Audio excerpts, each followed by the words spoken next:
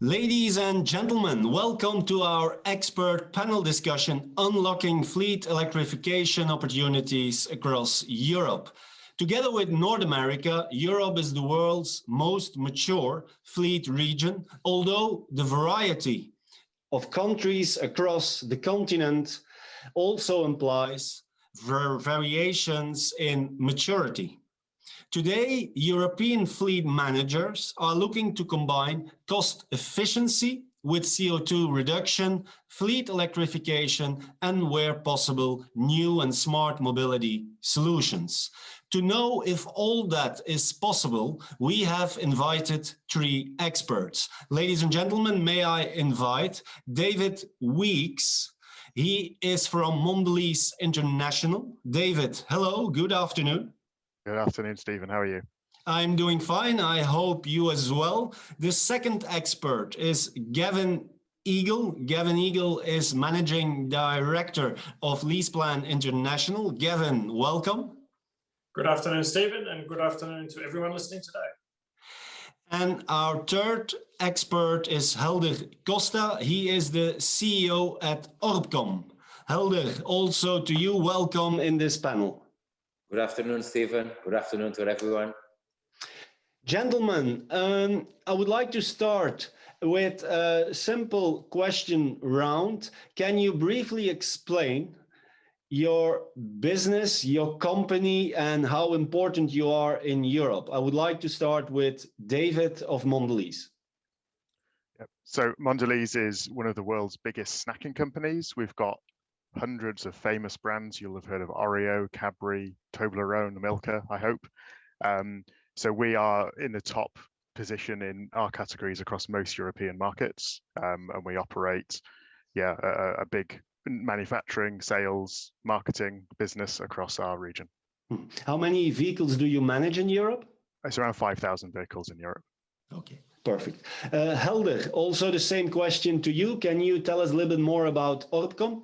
No problem. Orbcom, we're a company in ICT technologies. Here, speaking of this, we've developed the fleet management solution, which we target for companies that need fleet management or for companies that provide those services to third companies. Thank you. And Gavin, just in some sentences, what is LeasePlan about? Yes, LeasePlan is a car as a service provider. We're a global provider.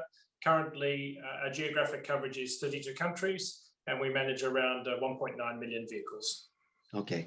Gavin, I would like to continue with you. I already mentioned in my introduction that Europe is quite a mature fleet region, but is it also an easy one to get control over as a global fleet manager? Obviously, the audience we have today listening are global and international fleet managers and mobility managers as well. So in that segment, we definitely see, obviously, it is a very mature market. If you pull the lens back for a moment and you look at the inclusion of the SME and the private segment, of course, the fleet management and leasing market still has material growth opportunities in Europe. So we still obviously see very much large material growth opportunities in the market itself. Talking about the complications of the market, you mentioned electrification before. We've just recently, LeasePlan published its third EV readiness index. And I think one of the key challenges that we see is many of our clients are pushing for a net zero emission rollout. And we see a large disparity in the EV readiness between Western Europe and Eastern Europe. So you can imagine for a fleet manager or a mobility manager at an international level, looking to roll out a program, particularly in a harmonized manner, that can create quite some challenges. Okay, I will come back later on about the topic of fleet electrification. Would now like to continue with David. David, we know, of course, that Europe is a puzzle of countries. What makes it for you as a European fleet manager at Mondelez a challenging region? So yeah, I think fleet is mature, yes. It's also very entrenched in people's emotions and perceptions. So you can't just do a simple change. We've got, obviously, so I look after 33 countries. That's 33 different cultural interpretations and so on. So, you have to involve your HR colleagues, your union or work council. You have to consider suitability for the roles, the geography of the country. So it is complicated. and the way I do that personally is through a network of communication, collaboration, expertise, and clearly working with facts, not emotions, focusing on the data and the facts to try and get through that muddle. Helder, with Orbcom, you are also serving many multinational companies. What are for you the main challenges that you are seeing with those multinational companies when they are dealing with fleet management across Europe? Well, there's always the different taxation that they have between countries. So in some countries, the TCO is calculated in one way, in other countries in another way, depending on tax and other things. So fleet management solutions have to take all that into consideration and interconnect with different realities. But we also see the different changes between ICE engines and mobility and hybrid and electric, meaning that all these TCOs change the way they calculate, the way the vehicles behave and the way they are used also changes, and it's necessary a lot of information to gather this around. And we also see the usage and way of usage with things like mobility as a service, in which people might have a vehicle or might have a pool of vehicles and then rent vehicles in the main cities, for example. All those calculations, all this management, we see this as the key figures for companies to adapt and to evolve. Okay. One of the things, of course, that European fleet managers are confronted with is reducing CO2 emissions and try to switch to electric vehicles, often steered by taxation and regulation. Gavin, we know that CO2 reduction and fleet electrification is on top of the agenda for many fleet managers, but does this mean that we can expect that ICE vehicles will become obsolete in the near future in Europe? I think the company car market is becoming more and more electric every year. So at LeasePlan a number of years ago, we had single-digit order intake for our electric vehicles. Last year, around 16%, and we expect that to grow this year. So the move towards electrification is undeniable and unstoppable. And I think that's been coupled now with the real strategic drive from our international customers to want to move towards net zero emissions. So that really is creating a very, very nice momentum in the market. As I mentioned before, the disparity in the EV readiness between markets, Western and Eastern Europe, that is one of the big challenges that we see on the horizon. And I think there's one call to make, is if you look at the charging infrastructure at the moment, the rollout of the charging infrastructure in Europe is not keeping pace with the rollout and uptake in demand of electric vehicles. And that's something that particularly our CEO, Tex, has been very strong in pushing with EU leaders and policymakers, that we really need to push that to support the electrification drive. One quick question to you, Gavin. We know that LeasePlan is committed to the EV 100 initiative. That means that by 2030, you are going to electrify the complete fleet of LeasePlan of all your customers. How are you going to do that in those countries that today are perhaps not yet ready for EV in terms of infrastructure and so on? Yeah, look, I think that's a fantastic question. As I said before, as you mentioned at the beginning, there is a disparity in the fiscal incentives and the infrastructure readiness in those markets. So really, obviously, we have a number of markets where things are moving at a very, very fast pace. You know those, they're the Norways, the Netherlands. These markets, we see a fantastic uptake in terms of electric vehicles. I agree with you, the real challenge is going to be in those other markets. I think where probably the fiscal support either at a national level is not there, or the infrastructure. And that really is where we're calling on policymakers now to assist us. We see a real desire from our clients to want to electrify their fleet, and of course, and we're there to support them. But of course, we also need, from a regulatory, a fiscal, and an infrastructure perspective, we also need support. So everyone needs to work together to make that a success. Let's move to David. David, you are a fleet manager. You have a responsibility in Europe. How many electric vehicles, hybrid vehicles, plug-in hybrid vehicles do you already have in your fleet in Europe? So in total, probably around 100, 150. I think we echo what Gavin said in terms of orders and interest. I think what we've seen in recent months is, should we say, more mainstream electric vehicles coming on a price point that's more suited to our company. And we've seen big demand. So as soon as those vehicles are available, we see drivers coming to me asking for them. So it's growing. It's small, but it's growing and growing fast, which is fantastic to see. And would you like to drive it faster than you can today? I think so. Yeah, I would. It's a real challenge because I think I'm a big EV advocate myself. And I think you need to get the guys behind the wheel, the drivers understanding how it works. I think the perception's still a little bit far behind, even in advanced countries. So I'd really like to accelerate it more, but it's a big program for driver education to really see and feel it. And you can't just give them an EV for a few hours. They have to live with it for a couple of weeks to show that it works. Yeah. Helder, if you go electric as a fleet, what would be your recommendation to start in terms of policy, in terms of the countries? Okay, in terms of policy, basically to go electric on the fleet, you should start by looking into the profile of your users' usage and see which ones don't need to do very big trips, because that will allow you to have a more acceptance.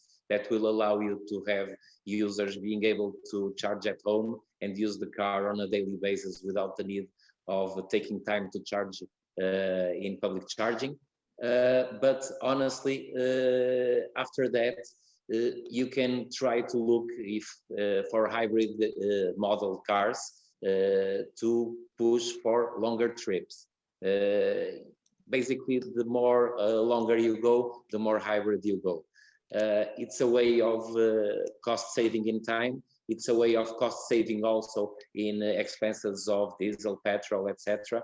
And it's a way of having more acceptance because users need that acceptance and that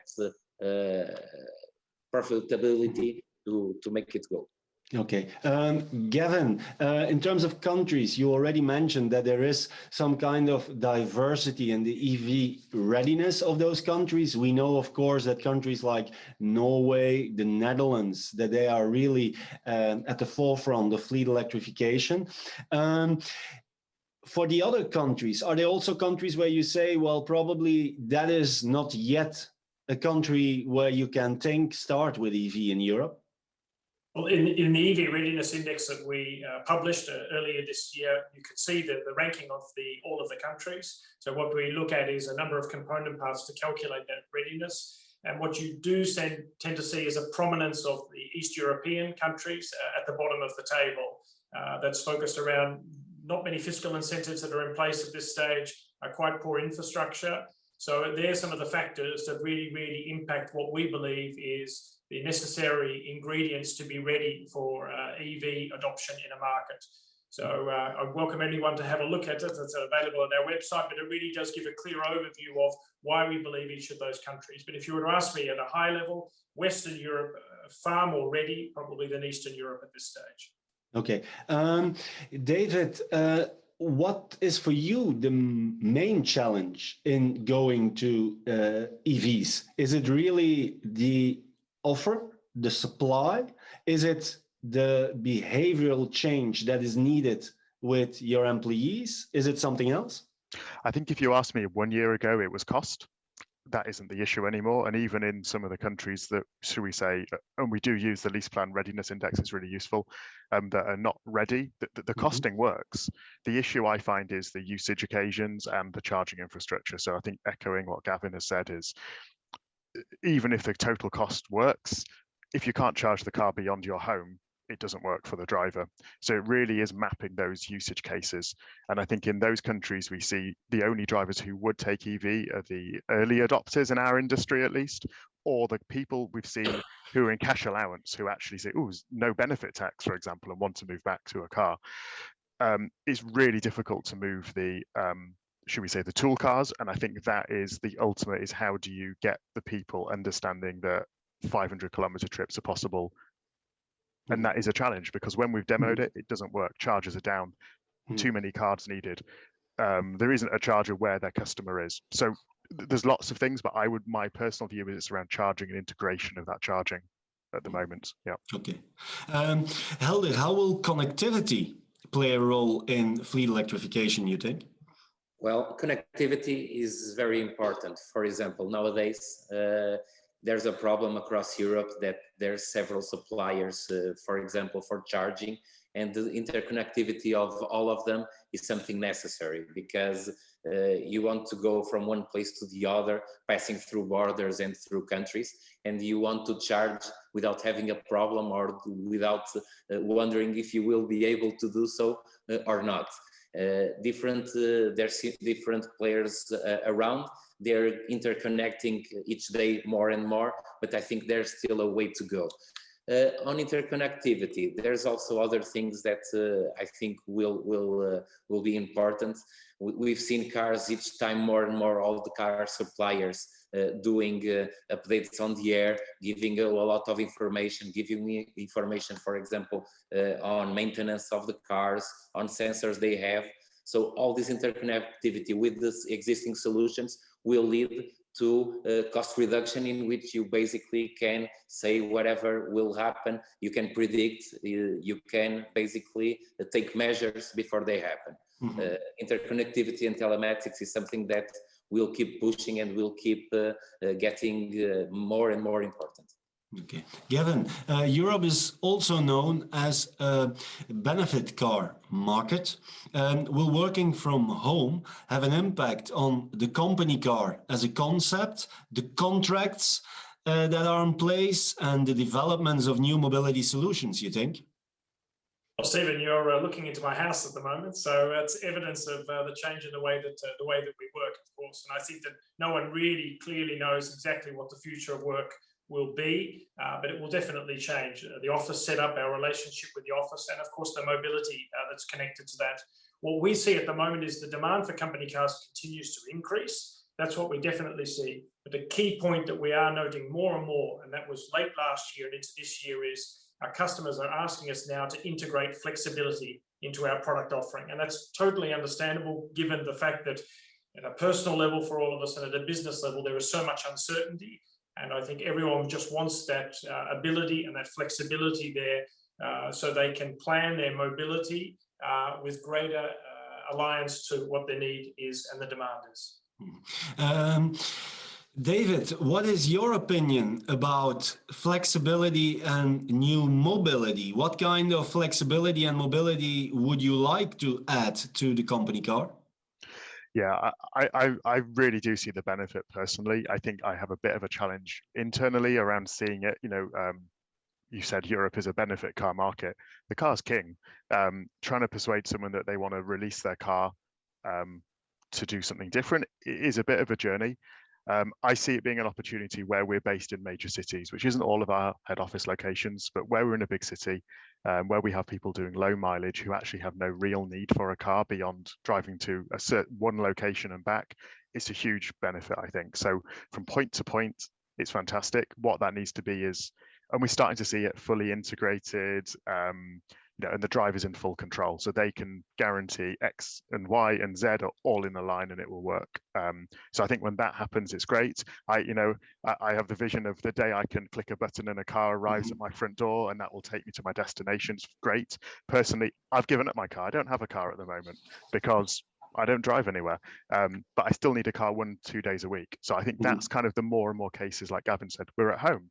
So we're going to have people who are at home and need to get to the office for 1 day a week. So actually, that kind of integration is really important. Yeah. Okay. Do you plan, for example, to reduce the mileage of your company cars? I don't think we plan. I think we've seen it. We've seen a huge drop off in usage. You know, just that commuting kilometers are down. Okay. I think we'll see that in the long term. I think we'll see reduced days at the office, reduced kilometers, probably more long journeys. People may be tempted to take the car more on vacation. So I can see more personal long trips being made in a car to be in a bubble. But I can see mileage already being lower and continuing lower. Okay. Final question for the three of you. Very short answers, please. If there is one tip that you would like to give to a fleet manager that gets control over Europe, what is it? We start with Gavin. I think that if you look at Europe, obviously, as you mentioned at the beginning, it is a very, very diverse tapestry. But I would probably, and so that creates its challenges. But I think I would go back to the point that David mentioned at the opening, and that is that you really need to get the buy-in of all of your stakeholders if you really want to define and obviously then execute a fleet and mobility strategy in Europe. If you get that buy-in, then I think you're 50% of the way there. Okay, Helder, also for you? For fleet managers and for companies, think of mobility as a changing thing nowadays. Think everything you know will change. Think you need to have solutions where you can have all this integrated, where you can have cars, where you can have car sharing, where you can have mobility as a service with cars being in the biggest cities publicly to rent. Think you have to have the total cost of mobility instead of just total cost of ownership. Think you have to manage all that and have all that information. Think that besides a good partner in leasing, renting, you will need also partners for getting all this information, getting it all integrated and getting it managed. Perfect. And finally, David, what would be your main tip for your peers that are getting control over Europe? So I think once you've got that buy-in, I think is have a clear agenda, be fixed and rigid in some areas and very flexible in the others. So one size can fit all, but equally one size doesn't. But know what's important, have the red lines, but then also be flexible on what kind of is less different or what is locally specific. Gentlemen, thank you very much. Thank you for the panel discussion. I would like to thank Gavin Eagle of LeasePlan, David Weeks of Mondelez International, and Helder COSTA of Orbcom. And I hope to see you soon. Bye-bye.